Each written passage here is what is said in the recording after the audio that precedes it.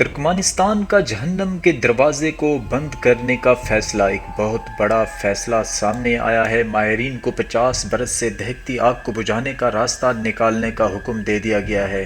Turkmenistan का जहन्नम के दरवाजे को बंद करने का बहुत बड़ा फैसला सामने आया है। माहिरीन को 50 बरस से दहकती आग को बुझाने का रास्ता निकालने का हुक्म दे दिया गया है।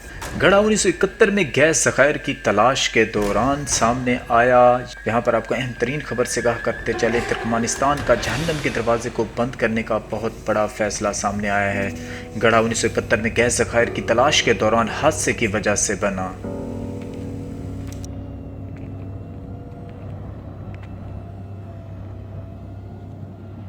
Çok seviyorum.